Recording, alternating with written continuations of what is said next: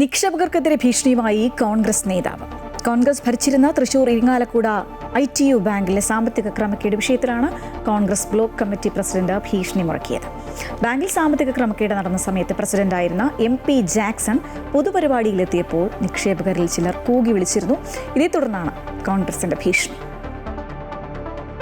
കോൺഗ്രസ് ഭരിച്ചിരുന്ന ഇരിങ്ങാലക്കുട ITU ബാങ്കിൽ വഴിവിട്ട രീതിയിൽ നിക്ഷേപങ്ങൾ നൽകിയതിനെ തുടർന്നാണ് സാമ്പത്തിക പ്രതിസന്ധി രൂക്ഷമായത്. മാസങ്ങളേറെയായി നിക്ഷേപകർക്ക് ലക്ഷങ്ങളുടെ തുക പിൻവലിക്കാൻ സാധിക്കാത്ത സാഹചര്യമാണ്. കോൺഗ്രസ് ഭരണസമിതിക്കെതിരെ നിക്ഷേപകർ പ്രതിഷേധ പരിപാടികളും സംഘടിപ്പിച്ചിരുന്നു.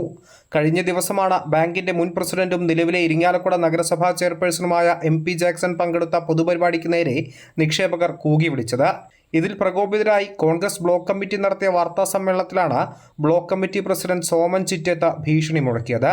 MP ജാക്സണെ പൊതുമധ്യത്തിൽ അധിക്ഷേപിക്കുന്നവർക്കെതിരെ കോൺഗ്രസ് പ്രവർത്തകർ വൈകാരികമായി പ്രതികരിച്ചാൽ പാർട്ടി അതിൽ ഇടപെടില്ല എന്നായിരുന്നു ഭീഷണി.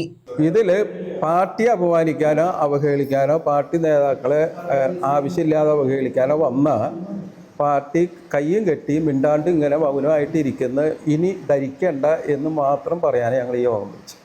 MP ജാക്സൺ ഇപ്പോൾ ITU ബാങ്കിൻ്റെ ആരുമല്ല. കടുത്ത സാമ്പത്തിക പ്രതിസന്ധി കാരണം RBIയുടെ നിയന്ത്രണത്തിലാണ് ബാങ്ക് ഇപ്പോൾ പ്രവർത്തിക്കുന്നത്. കഴിഞ്ഞ 6 മാസത്തിലധികമായി നിക്ഷേപം പിൻവലിക്കാൻ നിയന്ത്രണമുണ്ട്.